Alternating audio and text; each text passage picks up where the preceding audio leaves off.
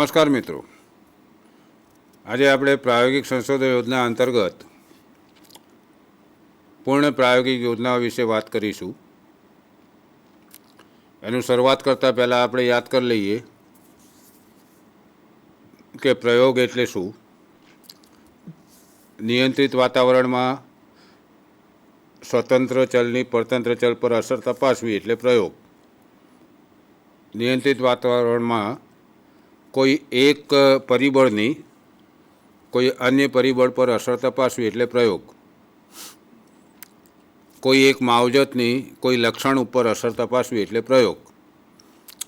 અને આવી અસર તપાસવા માટે જે સંશોધન કરવામાં આવે છે તેને પ્રાયોગિક સંશોધન કહેવામાં આવે છે. અને પ્રાયોગિક સંશોધન કરવા માટેની જે પદ્ધતિઓ છે એના આપણે પ્રાયોગિક સંશોધન યોજનાની યથાર્થતાના સંદર્ભમાં 3 વિભાગ પાડેલા છે. એમાં છે પૂર્વ પ્રાયોગિક યોજના, પૂર્ણ પ્રાયોગિક યોજના અને અર્ધ પ્રાયોગિક યોજના.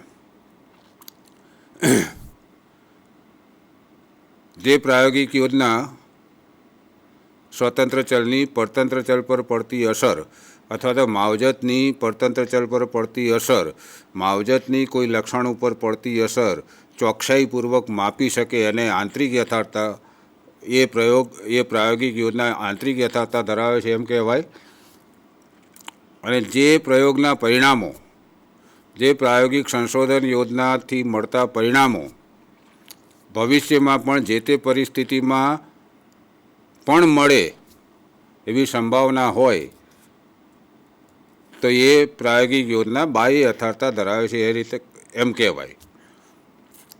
અને જે પ્રાયોગિક યોજના આ બંને પ્રકારની યથાર્થતા પૂર્ણ કરવાની ક્ષમતા ધરાવતી હોય તે પ્રાયોગિક યોજનાને પૂર્ણ પ્રાયોગિક યોજના કહેવામાં આવે છે. એટલે પૂર્ણ પ્રાયોગિક યોજનામાં એવા તમામ પરિબળો પર નિયંત્રણ મૂકવામાં આવે છે, એવા તમામ બાહ્ય ચલોને નિયંત્રિત કરવામાં આવે છે, એવા તમામ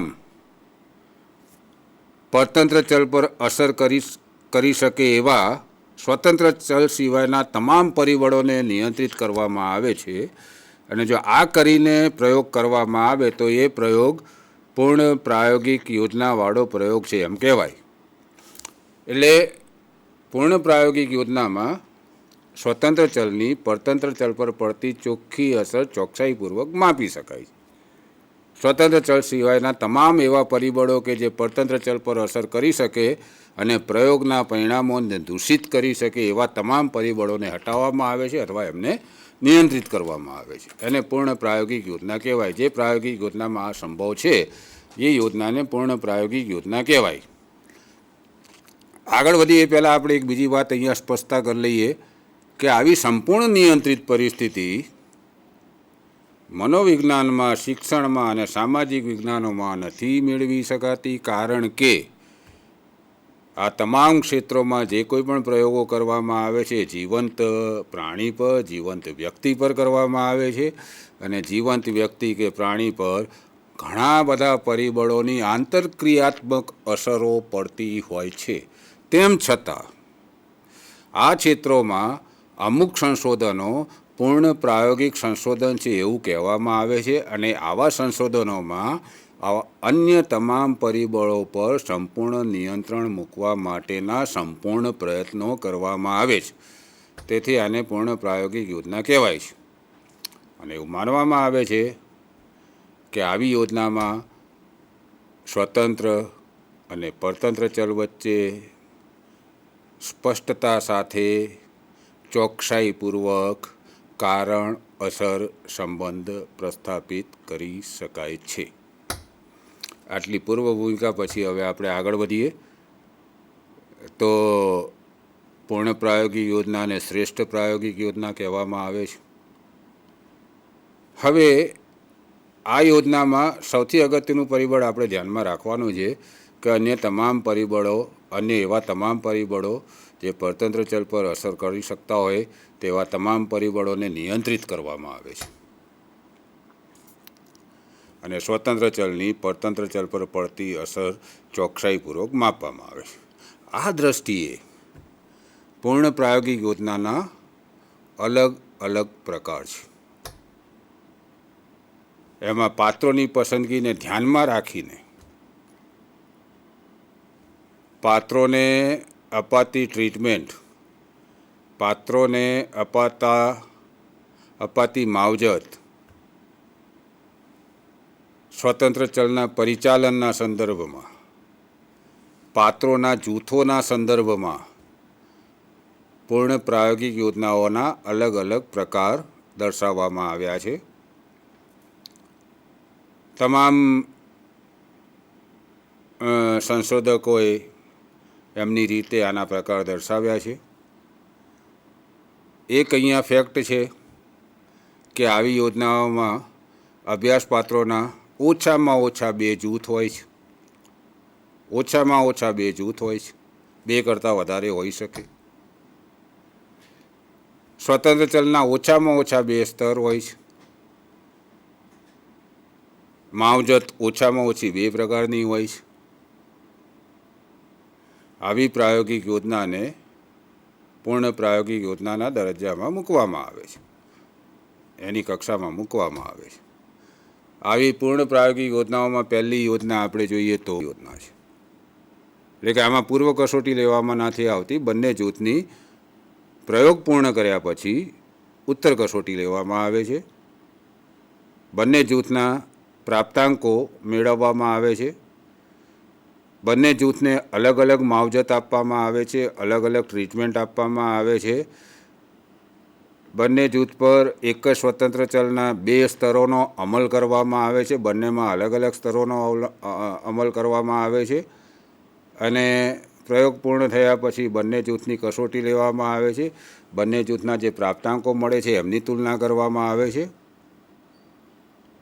અને એ તુલનાના આધારે જો તેમના પ્રાપ્તાંકો વચ્ચે, સરેરાશ પ્રાપ્તાંકો વચ્ચે સાર્થક તફાવત જોવા મળે તો પછી પરિણામ તારવવામાં આવે છે કે આ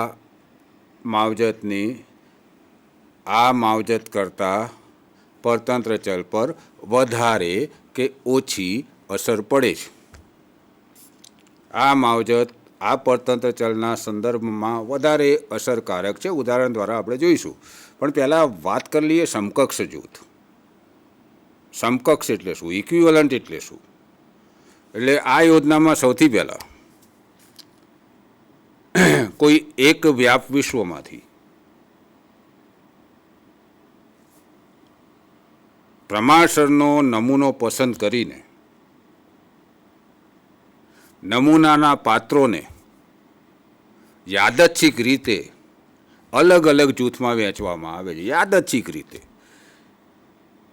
રેન્ડમલી અલગ અલગ જૂથમાં વહેંચવામાં આવે છે. આમ કરવાથી બંને જૂથમાં વિવિધ પ્રકારના લક્ષણો ધરાવતા પાત્રો સરખા પ્રમાણમાં વહેંચાઈ જાય છે એવું માનવામાં આવે છે. યાદચ્છિક રીતે 2 જૂથમાં વહેંચવામાં આવે છે. પછી આ 2 જૂથ સમકક્ષ છે કે નહીં, સમાન છે કે નહીં તેની તપાસ કરવામાં આવે છે. ઇક્વલ છે કે નહીં તેની તપાસ કરવામાં આવે છે. હવે ઇક્વલ છે કે નહીં, સમાન છે કે નહીં એની તપાસ કઈ રીતે કરવી? તો આપણે યાદ કરવું પડશે સ્વતંત્ર ચલ અને પરતંત્ર ચલ. સ્વતંત્ર ચલની પરતંત્ર ચલ પર પડતી અસરનું માપન કરવાનું છે. તો જૂથ તો નક્કી થઈ ગયા, જૂથ 2 બનાવી દીધા, યાદચ્છિક રીતે 2 જૂથ બનાવી દીધા. પરતંત્ર ચલ આપણે નક્કી કરેલું છે કે આ પરતંત્ર ચલ પર આ સ્વતંત્ર ચલની અસર તપાસવાની છે. હવે અગત્યની પ્રક્રિયા આવે છે કે જે પરતંત્ર ચલ આપણે નક્કી કરેલો છે કે જેની ઉપર આપણે સ્વતંત્ર ચલની અસર તપાસવાની છે, એ પરતંત્ર ચલ સાથે સારો સહસંબંધ ધરાવતો કોઈ અન્ય ચલ શોધવામાં આવે છે. જેમ કે માની લો કે મારે વિદ્યાર્થીઓની ભૂમિતિ વિષયની સિદ્ધિ પર કોઈ ચોક્કસ અધ્યાપન પદ્ધતિની અસર તપાસવી છે. તો ભૂમિતિ વિષયની સિદ્ધિ એ મારું પરતંત્ર ચલ બને. હવે મારે વિચારવાનું રહે કે આ ભૂમિતિ વિષયની સિદ્ધિ સાથે કયા ચલનો સીધો સહસંબંધ હોઈ શકે, સારો સહસંબંધ હોઈ શકે. તો એના માટે મારે પૂર્વે થયેલા અભ્યાસો જોવા મળે, સંદર્ભ સાહિત્યનું વાંચન કરવું પડે. કોઈ જગ્યાએ આવું સાબિત થયેલું હોય કે ભાઈ ભૂમિતિ વિષયની સિદ્ધિનો સંબંધ આવા ચલ સાથે છે, એ રીતે મારે એવો ચલ શોધવો પડે. અથવા મારા અનુભવના આધારે મારે નક્કી કરવું પડે કે ભૂમિતિ વિષયની સિદ્ધિ સાથે કયા અન્ય ચલની સીધો સહસંબંધ હશે. હવે આવું બધું કર્યા પછી મને એવું તારણ પર આવું છું કે ભૂમિતિ વિષયની સિદ્ધિ સાથે તર્કશક્તિની ભૂમિતિ વિષયની સિદ્ધિ અને તર્કશક્તિ વચ્ચે સીધો અને સારો સહસંબંધ છે એવું મને ખબર પડે છે આવી બધી તપાસ કર્યા પછી. ભૂમિતિ વિષયની સિદ્ધિ અને ગાણિતિક તર્કશક્તિ વચ્ચે સીધો સંબંધ છે એવી મને ખબર પડે છે. તો હું હવે શું કરું કે પ્રયોગ શરૂ કરતાં પહેલાં જૂથ તો બની ગયા, પરતંત્ર ચલ નક્કી થઈ ગયો, સ્વતંત્ર ચલ નક્કી થઈ ગયો, સ્વતંત્ર ચલના સ્તરો નક્કી થઈ ગયા, જૂથ બની ગયા. તો હવે મેં આ પરતંત્ર ચલ સાથે સીધો સહસંબંધ, સારો સહસંબંધ ધરાવતો એક બીજો ચલ શોધી કાઢ્યો, તે ગાણિતિક તર્કશક્તિ. હવે ગાણિતિક તર્કશક્તિના બંને જૂથના પ્રાપ્તાંકો હું મેળવીશ પ્રયોગ પહેલાં.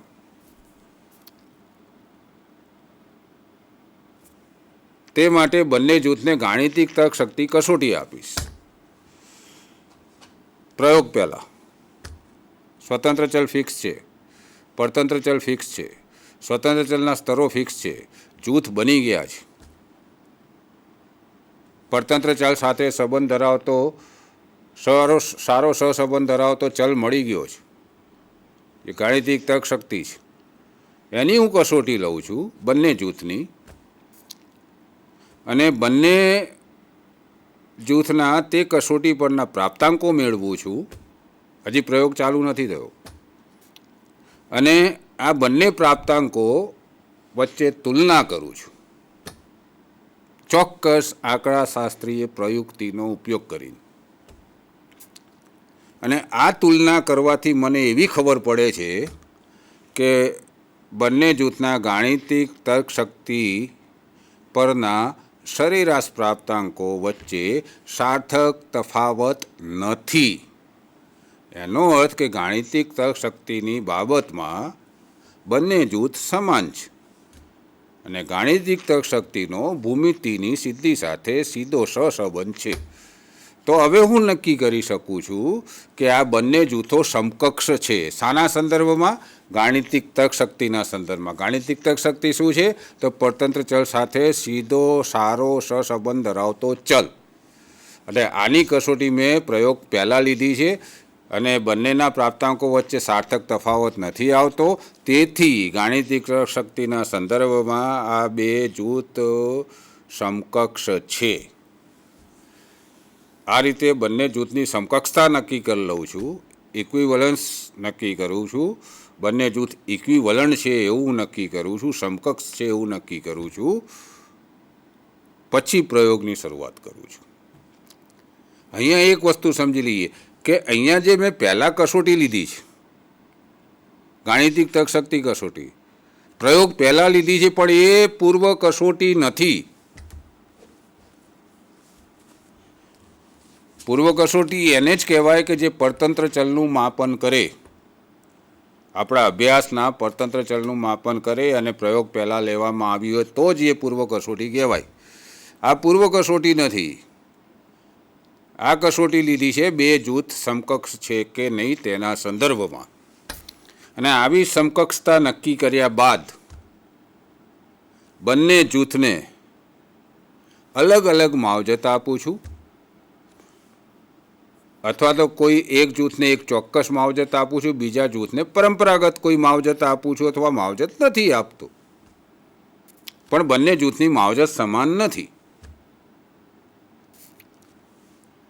માવજત આપ્યા પછી, પ્રયોગ કર્યા પછી હવે હું પરતંત્ર ચલનું માપન કરું છું એટલે આપણા કિસ્સામાં હવે ભૂમિતિની સિદ્ધિનું માપન કરું છું. અહીંયા માવજત તરીકે હું બે અલગ અલગ અધ્યાપન પદ્ધતિ લઉં છું. જૂથ એકને એક અધ્યાપન પદ્ધતિથી અને જૂથ બીજાને બીજી અધ્યાપન પદ્ધતિથી ભણાવું છું. કયા જૂથને કઈ અધ્યાપન પદ્ધતિથી ભણાવવાનું એ પાછું યાદચ્છિક રીતે નક્કી કરું છું, મારી રીતે નહીં, સબ્જેક્ટિવ રીતે નહીં, આત્મલક્ષી રીતે નહીં, અનાત્મલક્ષી રીતે, એટલે યાદચ્છિક રીતે નક્કી કરું છું. અને એક જૂથને એક પદ્ધતિથી ભૂમિતિ ભણાવું છું, બીજા જૂથને બીજી પદ્ધતિથી ભૂમિતિ ભણાવું છું. સમાન એકમ અથવા તો બીજા જૂથને નથી ભણાવતો, પરંપરાગત રીતે કોઈ ભણાવું છું. મારે તો પહેલી પદ્ધતિની અસરકારકતા તપાસવી છે. પછી પ્રયોગ પતી જાય, પૂર્ણ થઈ જાય, નિશ્ચિત સમય મર્યાદામાં આપણે જે નક્કી કરેલી હોય મેં એ પતી ગયા પછી બંને જૂથની કસોટી લઉં છું. બંને જૂથની કસોટી લીધા પછી બંનેના પ્રાપ્તાંકો મળે છે. બંનેના પ્રાપ્તાંકોની તુલના કરું છું. બંનેના પ્રાપ્તાંકો વચ્ચે સાર્થક તફાવત જોવા મળે, સરેરાશ પ્રાપ્તાંકો વચ્ચે સાર્થક તફાવત જોવા મળે અને એ મારી પહેલી અધ્યાપન પદ્ધતિની તરફેણમાં આવતું હોય એ પરિણામ, તો હું હવે ખાતરીપૂર્વક કહું કે અધ્યાપન પદ્ધતિ નંબર 1ની વિદ્યાર્થીઓની ગણિત વિષયની સિદ્ધિ પર અસર પડે છે. એનો અર્થ કે અધ્યાપન પદ્ધતિ નંબર 1થી વિદ્યાર્થીઓને ભૂમિતિ ભણાવવામાં આવે તો તેઓ સારી રીતે ભૂમિતિ શીખી શકે છે અને એમની શૈક્ષણિક સિદ્ધિ એમની ભૂમિતિ વિષયની સિદ્ધિ સારી આવે છે. એટલે આના સંદર્ભમાં આપણે એક વસ્તુ ધ્યાનમાં રાખવાની છે કે જે શરૂઆતમાં કસોટી લેવામાં આવી હતી એને પૂર્વ કસોટી નથી કહેતા.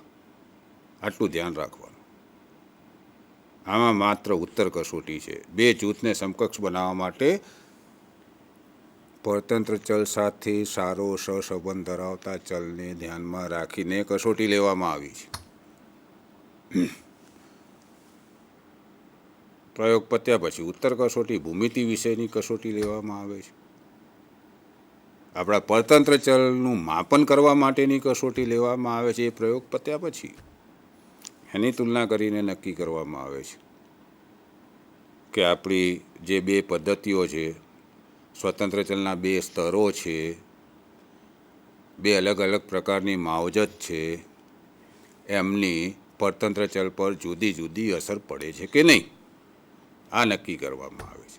તો આ થઈ two randomized group, two randomized equivalent groups, only post test design. બે યાદચ્છિક સમકક્ષ જૂથ માત્ર ઉત્તર કસોટી યોજના. આ પહેલી યોજના. બીજી યોજના છે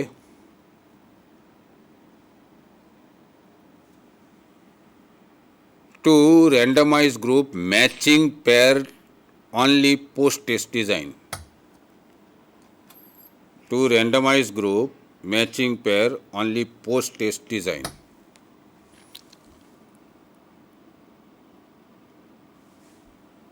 બે યાદચ્છિક જૂથ જોડકા જૂથ માત્ર ઉત્તર કસોટી યોજના. જોડકા પદ્ધતિથી બે યાદચ્છિક જૂથ બનાવવામાં આવે. શું છે? માત્ર ઉત્તર કસોટી છે. એટલે આ યોજનામાં પણ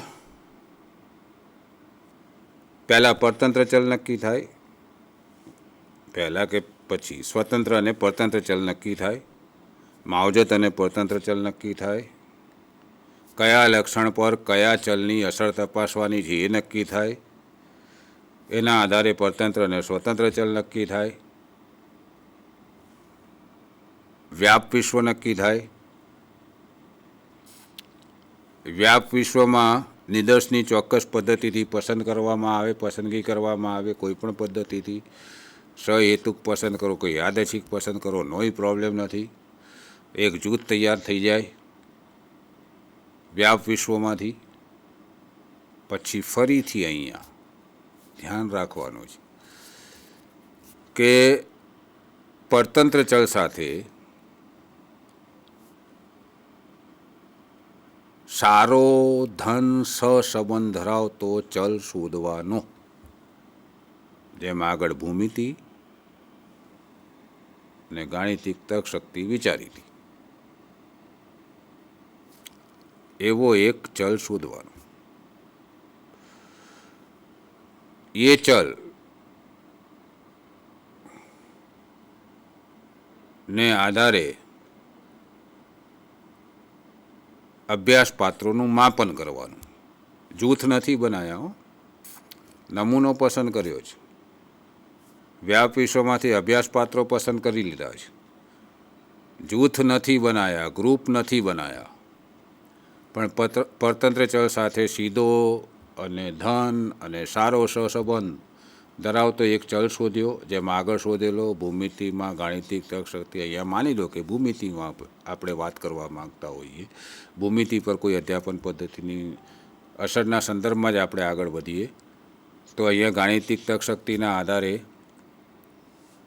નમૂનામાં પસંદ કરવામાં આવેલા પાત્રોની કસોટી લેવામાં આવે, એમના પ્રાપ્તાંકો મેળવવામાં આવે. પ્રાપ્તાંકોને ઉતરતા કે ચડતા ક્રમમાં ગોઠવી દો. જેટલા પણ નમૂનામાં પાત્રો છે એ તમામ પાત્રોના પ્રાપ્તાંકોને કોઈ ઉતરતા કે ચડતા ક્રમમાં ગોઠવી દો. પછી પહેલા પાત્રને એક જૂથમાં મૂકવાનો, બીજા પાત્રને બીજા જૂથમાં મૂકવાનો. યાદ રાખજો કે પ્રાપ્તાંકોને ચડતા કે ઉતરતા ક્રમમાં ગોઠવેલા છે. એટલે પહેલા પ્રાપ્તાંક અને બીજા પ્રાપ્તાંક કદાચ સમાન પણ હોય, કારણ કે ચોક્કસ ક્રમમાં ગોઠવેલા છે, અથવા પહેલા અને બીજા પ્રાપ્તાંકો વચ્ચે સામાન્ય તફાવત હોય. તો એ પહેલા અને બીજામાંથી એક પાત્રને આ જૂથમાં મૂકો, બીજા પાત્રને બીજા જૂથમાં મૂકો. પછી ત્રીજું પાત્ર એમાંથી પસંદ કરો. એ પ્રાપ્તાંકને આધારે એ ત્રીજા પ્રાપ્તાંક ધરાવતા પાત્રને આ જૂથમાં મૂકો, ચોથાવાળાને આ જૂથમાં મૂકો. પછી પાંચમો પ્રાપ્તાંક જુઓ, પાંચમો પ્રાપ્તાંક ધરાવતા પાત્રને આ જૂથમાં મૂકો. છઠ્ઠા નંબરનો છઠ્ઠા ક્રમનો પ્રાપ્તાંક ધરાવતા પાત્રને આ જૂથમાં મૂકો. આ રીતે પ્રાપ્તાંકોના આધારે પાત્રોના જોડકા બનાવીને જોડકામાંથી એકને આ બાજુ, એકને આ બાજુ, એકને આ જૂથમાં, એકને બીજા જૂથમાં મૂકવાના. એટલે જોડકા પ્રાપ્તાંકોને આધારે બને છે. શાના પ્રાપ્તાંકો? તો પરતંત્ર ચલ સાથે સારો સહસંબંધ ધરાવતા ચલને ધ્યાનમાં રાખીને લેવામાં આવેલી કસોટી પરના અભ્યાસ પાત્રોના પ્રાપ્તાંકો. એના આધારે બે જોડો બનાવવામાં આવે છે. હવે એવું બને આમાં કે જ્યારે આપણે ઉતરતા ક્રમમાં મૂકીએ કે ચડતા ક્રમમાં પ્રાપ્તાંકોને ગોઠવીએ, તો સમાન પ્રાપ્તાંકોની જોડ આપણને મળે નહીં દરેક વખતે. પહેલા અને બીજા સમાન પણ હોય, સમાન ન પણ હોય, પણ એ બે વચ્ચે નજીવો તફાવત હોય. નજીવો તફાવત હોય તો આપણે એને સમાન જોડ ગણવાની. તો હવે આ નજીવો તફાવત ક્યાં સુધી આપણે નજીવો ગણવાનો? કયા તફાવતને નજીવો ગણવાનો? એ પણ એક પ્રશ્ન છે. આપણે માની લો કે ઉતરતા ક્રમમાં ગોઠવેલા હોય પ્રાપ્તાંકોને, પહેલા પાત્રના પ્રાપ્તાંક છે 50, બીજાના પણ 50 છે, તો જોડ મળી ગઈ. એકને આમાં મૂકી દો, એકને આમાં મૂકી દો. હવે માની લો કે પહેલાના 50 છે ને બીજાના 48 છે, તો જોડ તો ના બની. પણ આ પ્રાપ્તાંક નજીવો કહેવાય, બે પ્રાપ્તાંકનો તફાવત છે.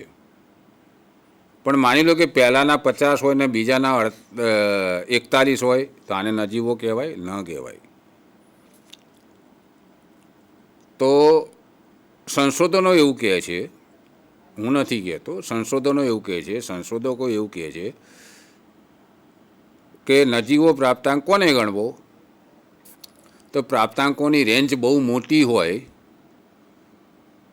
તો 3-4 પ્રાપ્તાંકનો તફાવત દર્શાવતી બે જોડ હોય, બે પ્રાપ્તાંકોની જોડને નજીવો પ્રાપ્તાંક કહેવાય. એટલે કે રેન્જ વિસ્તાર એનો મોટો હોય તો 50 અને 47 એને સમકક્ષ ગણાય. તો 50વાળાને અહીંયા મૂકો, 47વાળાને અહીંયા મૂકો, ત્રીજો મળ્યો 44વાળો તો 44 અને પછી મળ્યો આપણને 41 તો 44 અને 41ને સમકક્ષ ગણો. એકને આમ મૂકો. દર વખતે બદલતા જવાનું, પહેલો અહીંયા, બીજો અહીંયા, પછી ત્રીજો અહીંયા, ચોથો અહીંયા, પછી પાંચમો અહીંયા, છઠ્ઠો અહીંયા, પછી સાતમો અહીંયા, આઠમો અહીંયા. એટલે જોડમાંથી જ્યારે પ્રાપ્તાંકોને અલગ અલગ જૂથમાં મૂકીએ ત્યારે રેન્ડમલી પહેલી જોડમાંથી એક અહીંયા ને પહેલો અહીંયા ને બીજો અહીંયા, બીજી જોડમાં પહેલો અહીંયા ને ત્રીજો અહીંયા, ત્રીજી જોડમાં પહેલો અહીંયા ને બીજો અહીંયા. એ રીતે એમને ગોઠવતી વખતે આપણે બદલી કરતા રહેવાનું જૂથોની. અને લગભગ 3-4 પ્રાપ્તાંક સુધીનો તફાવત હોય તો એમને જોડ ગણવાની.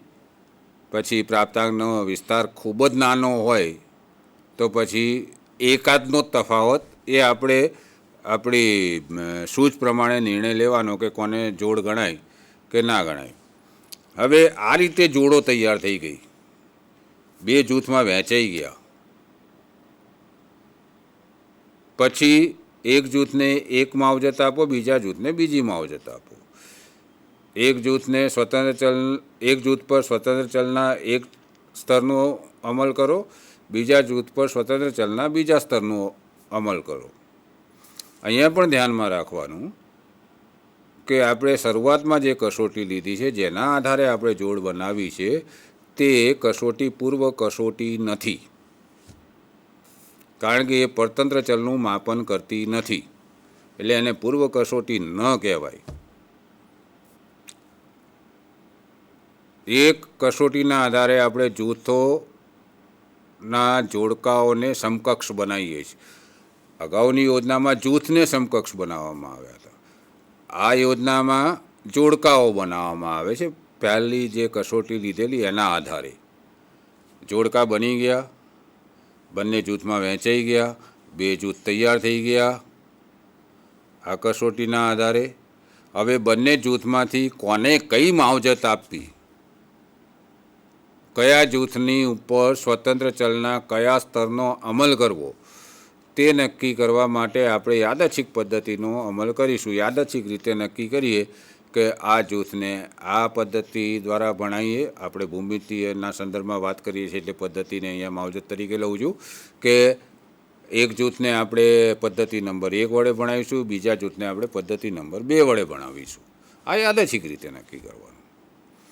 એટલે અથવા તો એક જૂથને ચોક્કસ પદ્ધતિ વડે ભણાવીશું, બીજા જૂથને પરંપરાગત પદ્ધતિ વડે ભણાવીશું, અથવા તો એમણે એવી પદ્ધતિ વડે ભણાવીશું કે જેની પરતંત્ર ચલ પર સીધી અસર ન પડે, ચોક્કસ અસર ન પડે, એવી રીતે ભણાવીશું. આવું કંઈ નક્કી કરીએ અને પછી માવજત આપવાનું ચાલુ કરીએ. બંને જૂથને નિશ્ચિત સમય સુધી માવજત આપીએ, પ્રયોગ પૂર્ણ કરીએ. પ્રયોગ પૂર્ણ થઈ ગયો પછી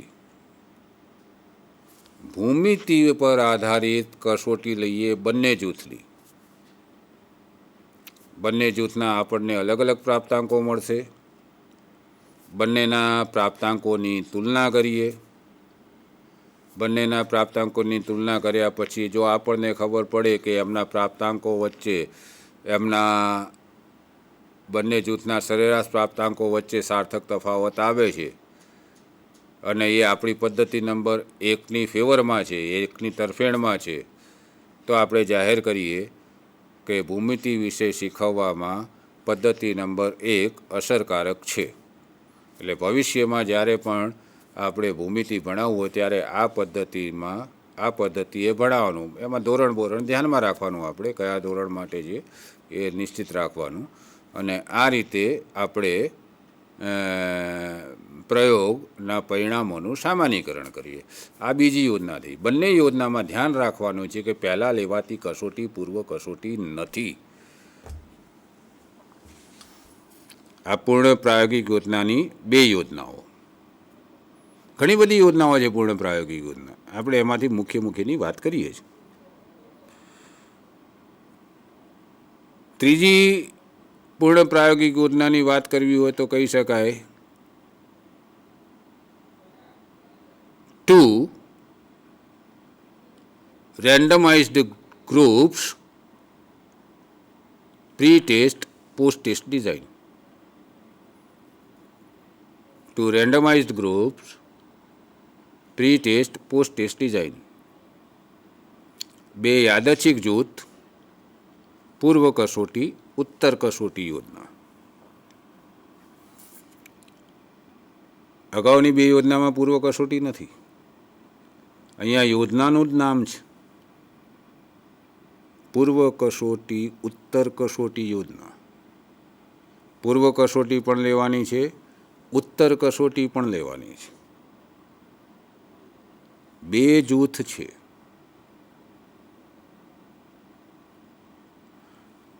એટલે તો સ્પષ્ટ છે બે જૂથ છે. રેન્ડમાઇઝડ બે જૂથ છે.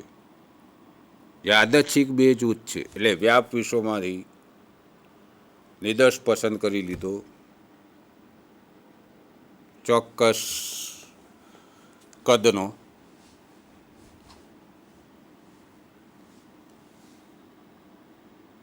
પછી નિદર્શમાં જે પાત્રો પસંદ થયા છે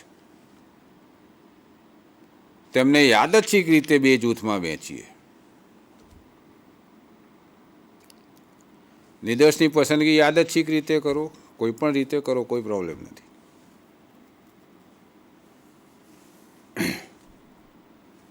અને બંને જૂથમાં યાદચ્છિક રીતે પાત્રોને વહેંચવામાં આવે છે. એવું પણ કરી શકાય કે વ્યાપ વિશ્વમાંથી સીધા જ પાત્રોને યાદચ્છિક રીતે બે જૂથમાં વહેંચી દેવામાં આવે. હવે આ યાદચ્છિક માટે આપણે સમજવું પડે સેમ્પલિંગ મેથડ, નિદર્શન પદ્ધતિ, નમૂના પસંદગીની પદ્ધતિઓમાં એક પ્રયુક્તિઓમાં એક યાદચ્છિક પસંદગીની પદ્ધતિ છે, એનો અમલ કરવાનો અહીંયા. એટલે બંને જૂથમાં યાદચ્છિક રીતે પાત્રોની વહેંચણી કરવામાં આવે.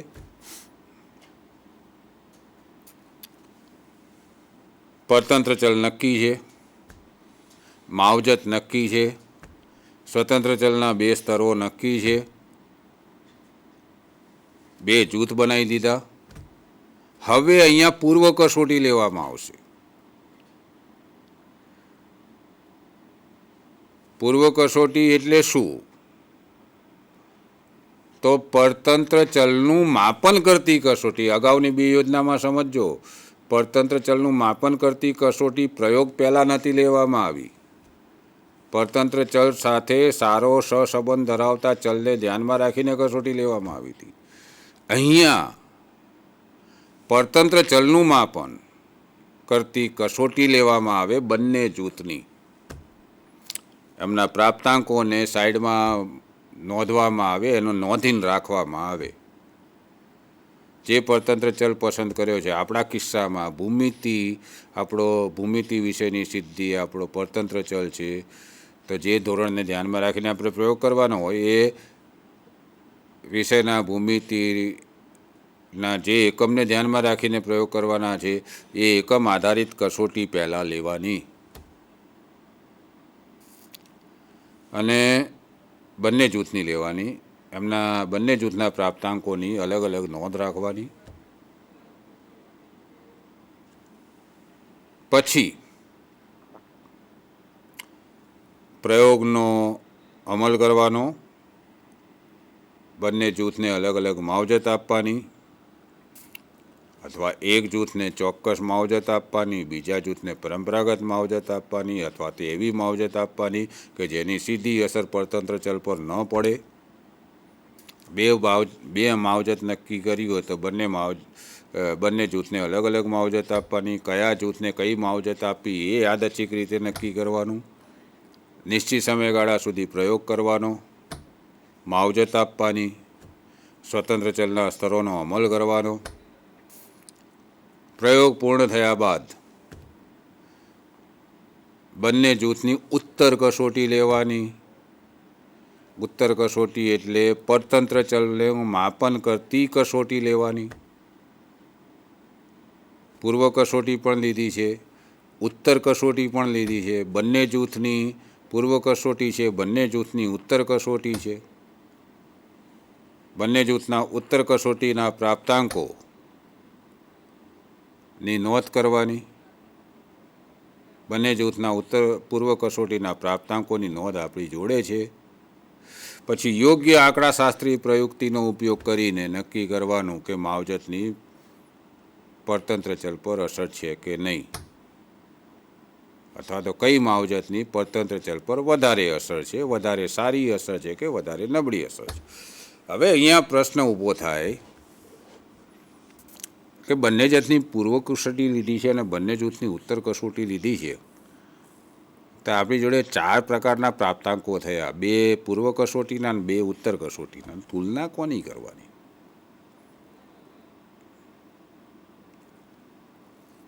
તો અહીંયા ધ્યાન રાખવું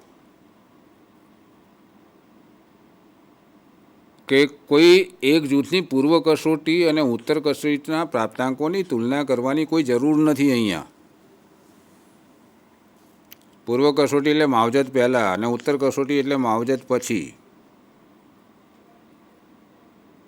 હા, આગળ વધીએ એ પહેલાં એક વસ્તુ કરી દઉં કે જે કસોટી માવજત પહેલાં જે કસોટી લીધેલી, જે કસોટીનો અમલ કરેલો, એ જ કસોટીનો માવજત પછી પણ અમલ કરી શકાય. કોઈ જરૂર નથી કસોટી બદલવાની. કદાચ એવું લાગે કે ભાઈ પૂર્વ કસોટી અને ઉત્તર કસોટી અલગ અલગ હોય તો અલગ અલગ બનાવી શકાય, કોઈ ચિંતા નથી. પણ જ્યારે એનું એનાલિસિસ કરવાનું આવે ત્યારે ધ્યાન રાખવાનું. પણ બંને પૂર્વ અને ઉત્તર કસોટી બંને પરતંત્ર ચલ પર આધારિત છે, એ ધ્યાનમાં રાખવાનું છે. માની લો કે આપણે જે કસોટી પહેલાં લીધેલી એ જ કસોટી ઉત્તર કસોટીમાં લઈએ છીએ, તો હવે 4 સેટ મળ્યા, તો હવે તુલના કઈ રીતે કરવું? તો અહીંયા ફરીથી સ્પષ્ટતા કરી લઉં કે કોઈ એક જ જૂથની પૂર્વ અને ઉત્તર કસોટીની તુલના કરવાનો કોઈ અર્થ નથી.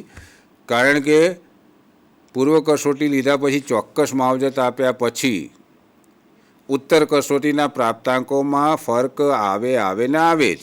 કારણ કે માવજત આપી છે, માવજતની અસર પડવાની જ છે. તમે એની તુલના કરો કે ન કરો, ફેર નથી પડવાનો. હા, પણ આગળ આપણે વાત કરી ગયા હતા single group pre test post test design, પહેલાં આપણે વાત કરેલી છે, એમાં તો તુલના કરવી જ પડે.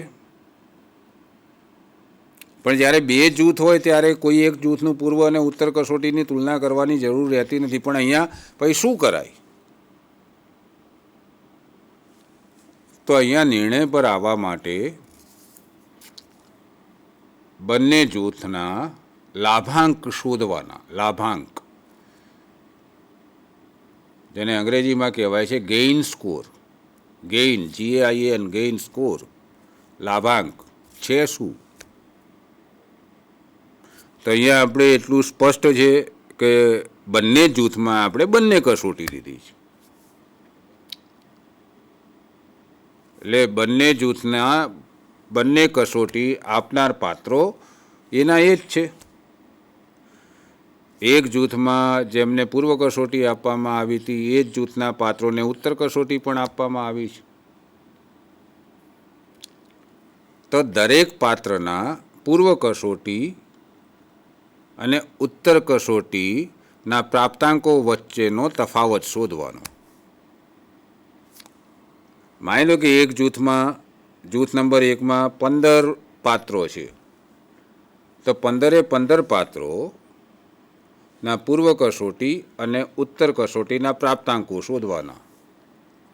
એટલે કે T2 - T1 કરવાનો. T2 એટલે ઉત્તર કસોટીનો પ્રાપ્તાંક અને T1 એટલે પૂર્વ કસોટીનો પ્રાપ્તાંક. દરેક પાત્રનું આ રીતે લાભાંક શોધવાનો. દરેક પાત્ર માટે આવો રીતે લાભાંક શોધવાનો. કોઈ એક જૂથમાં, એ જ રીતે બીજા જૂથમાં તમામ પાત્રોનો લાભાંક શોધવાનો.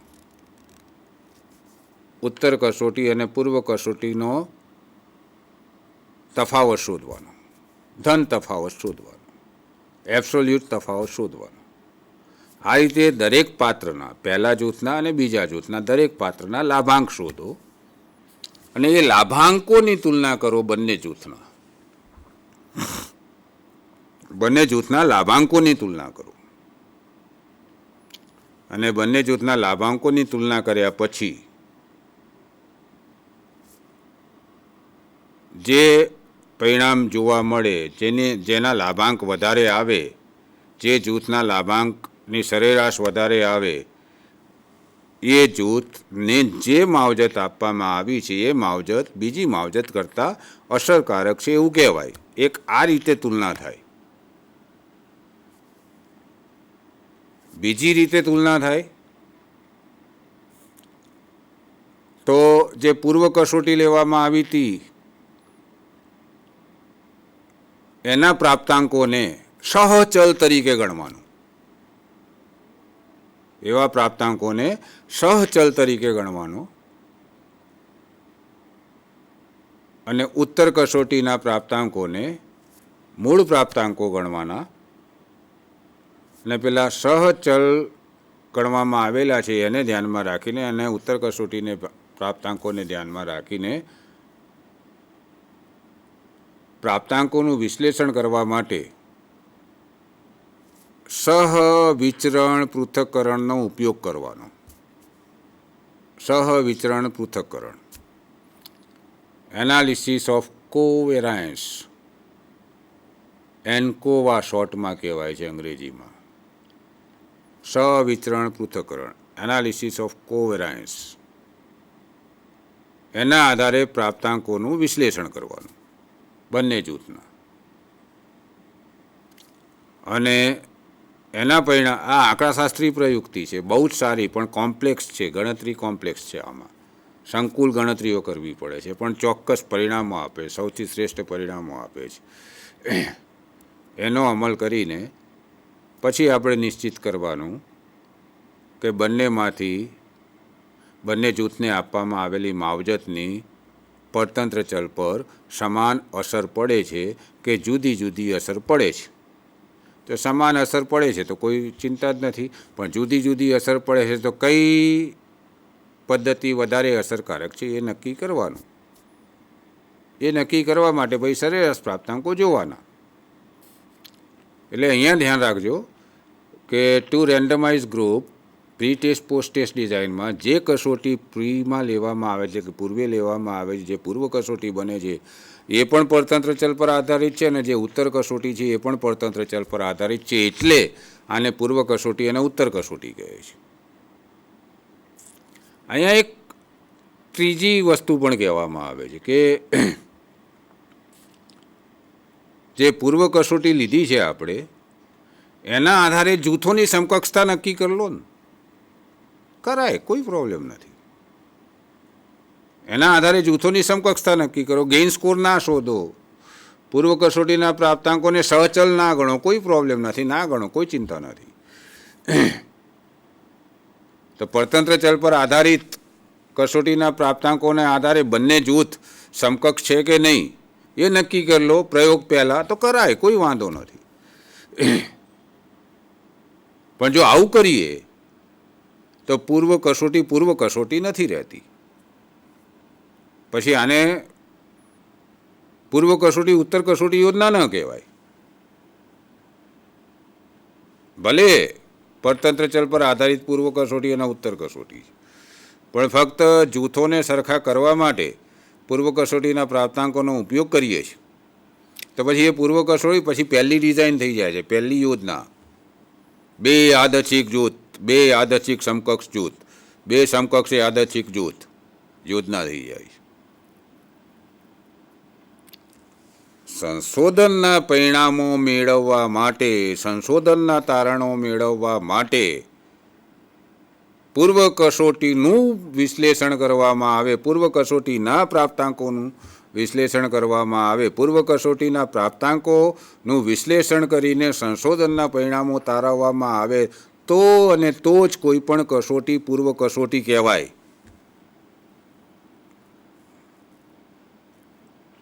એટલે બે જ રસ્તા છે પૂર્વ કસોટી ઉત્તર કસોટી બે જૂથમાં. કાં તો લાભાંક શોધો કાં તો એન્કોવાની ગણતરી કરો.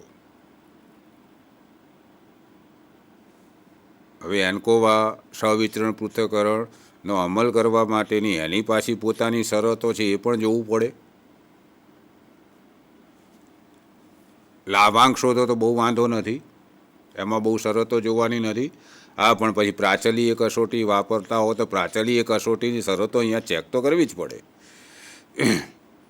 અને પ્રાચલીય કસોટીની શરતો પૂર્ણ ન થાય, એની પૂર્વધારણાઓ પૂર્ણ ન થતી હોય તો પ્રાચલીય કસોટી ન વપરાય, સ્વાભાવિક વસ્તુ છે. પછી અપ્રાચલીય કસોટી વપરાય. એટલે આ ત્રીજી યોજના થઈ ગઈ તમારી. બે યાદચ્છિક જૂથ પૂર્વ કસોટી ઉત્તર કસોટી યોજના.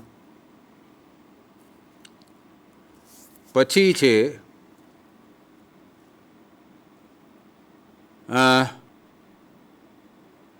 ફોર ગ્રુપ્સ સોલોમન યોજના, સોલોમન ફોર ગ્રુપ્સ યોજના, Solomon four groups design. Solomon નામના આંકડાશાસ્ત્રી હતા, એમણે આ ડિઝાઇન આપેલી, સોલોમન 4 જૂથ યોજના.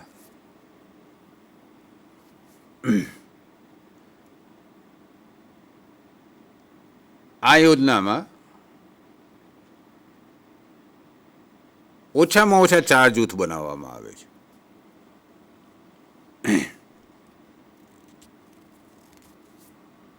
વ્યાપ વિશ્વમાંથી નિદર્શ લઈને 4 જૂથ બનાવવામાં આવે છે. Solomon 4 group design.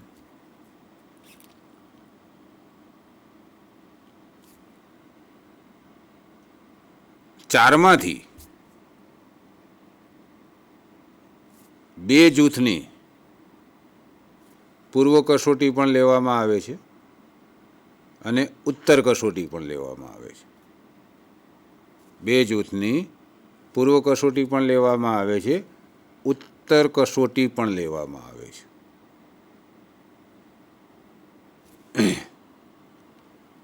એ 2 જૂથમાંથી એક જૂથને એક માવજત આપવામાં આવે છે, બીજા જૂથને બીજી માવજત આપવામાં આવે છે. બાકી રહ્યા 2 જૂથ, તો બાકીના બંને જૂથની માત્ર ઉત્તર કસોટી લેવામાં આવે છે.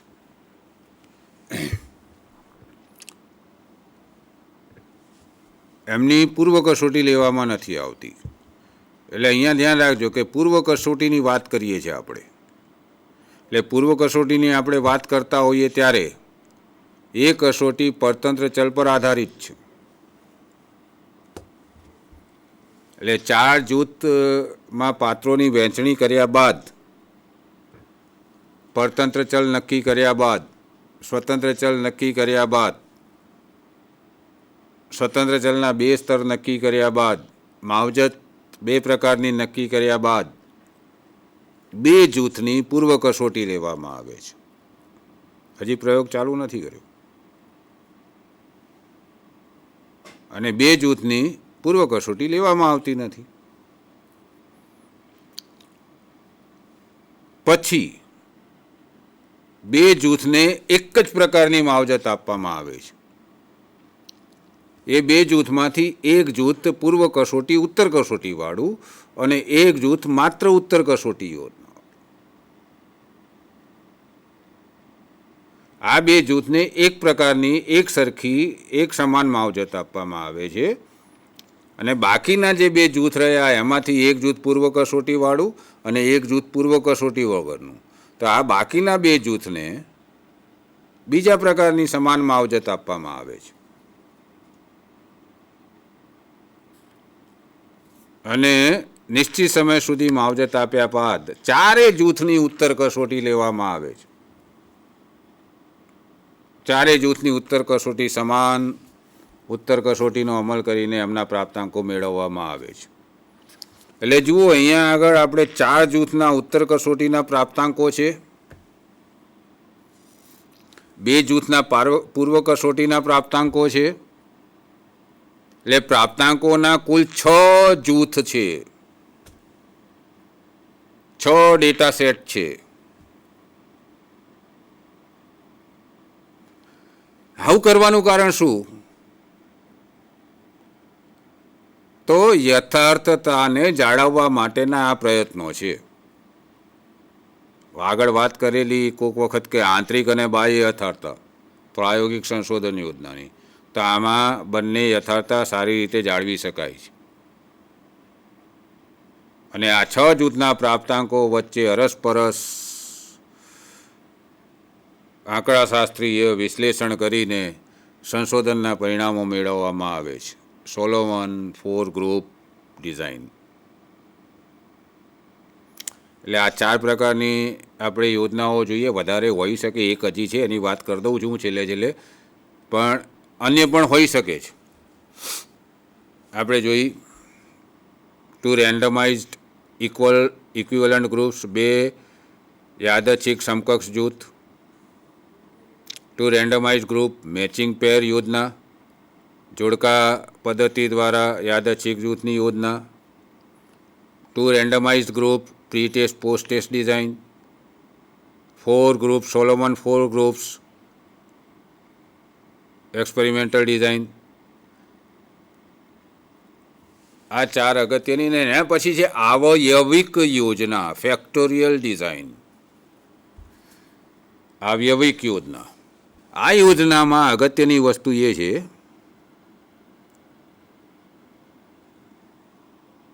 સ્વતંત્ર ચલ નક્કી કરવામાં આવે છે, પરતંત્ર ચલ નક્કી કરવામાં આવે છે, પણ સાથે સાથે એક પરિવર્તક ચલ પણ નક્કી કરવામાં આવે છે.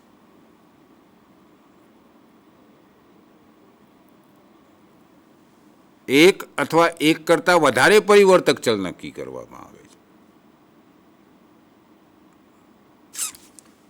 પાત્રોની પસંદગી યાદચ્છિક રીતે કરીને 2 અલગ અલગ જૂથમાં સ્વતંત્ર ચલના હિસાબે, સ્વતંત્ર ચલના 2 સ્તર કે 3 સ્તર કરો, 4 સ્તર કરો, કોઈ પ્રોબ્લેમ નથી,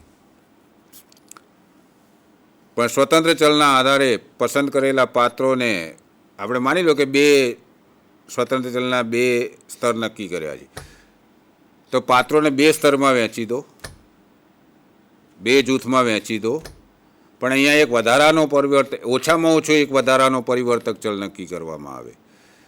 એટલે પાત્રોને 2 જૂથમાં વહેંચી દીધા, પછી પરિવર્તક ચલના સ્તરોને ધ્યાનમાં રાખીને, દાખલા તરીકે આપણે એક જૂથ પ્રાયોગિક જૂથ છે, બીજું જૂથ નિયંત્રિત જૂથ છે. એક જૂથને માવજત આપીએ છીએ, બીજા જૂથને માવજત નથી આપતા. પ્રાયોગિક જૂથ ને આપણે ચોક્કસ માવજત આપીએ છીએ, નિયંત્રિત જૂથને કોઈ માવજત નથી આપતા, અથવા પરંપરાગત માવજત આપીએ છીએ. 2 પ્રાયોગિક જૂથ છે, એકને એક પ્રકારની માવજત આપીએ છીએ, બીજાને બીજા પ્રકારની માવજત આપીએ છીએ, એ નક્કી કરેલું છે. પણ જોડે જોડે પરિવર્તક ચલ, એટલે 2 જૂથ તો બની ગયા, પણ જોડે જોડે પરિવર્તક ચલ પણ નક્કી કરેલો છે. એટલે 2 જૂથ બન્યા પછી બંને જૂથના પરિવર્તક ચલને આધારે બંને જૂથને અલગ અલગ જૂથમાં વહેંચવાના. એટલે 2 મુખ્ય જૂથ. હવે પરિવર્તક ચલ માની લો કે આપણે અહીંયા પ્રાયોગિક અને નિયંત્રિત જૂથમાં પછી પરિવર્તક ચલ તરીકે આપણે માની લો કે જેન્ડર લીધો છે, તો પહેલા જૂથને જેન્ડરના આધારે 2 જૂથમાં વહેંચીશું, બીજા જૂથને પણ જેન્ડરના આધારે 2 જૂથમાં વહેંચીશું. એટલે આ રીતે આપણને કુલ 4 જૂથ મળશે. પહેલા જૂથના 2 જૂથ, બીજા જૂથના 2 પેટા જૂથ, એટલે 4 જૂથ મળશે. આ વહેંચણી એક વસ્તુ અહીંયા સ્પષ્ટ રાખીએ કે 2 જૂથ બની ગયા, એના પછી પ્રયોગ કરી દો, પ્રયોગના પ્રાપ્તાંકો મેળવી લો. પ્રાપ્તાંકો મેળવ્યા પછી આ પેટા જૂથો બનાવો તોય વાંધો નથી, અને આવું જ કરવું જોઈએ. એટલે 2 જૂથ નક્કી કરી લીધા, પ્રયોગ કરી લીધો, અમલ કરી લીધો, માવજતો અપાઈ ગઈ, પછી પ્રાપ્તાંકો આવ્યા. પ્રાપ્તાંકોને પછી પેટા જૂથમાં વહેંચો જેન્ડરના આધારે.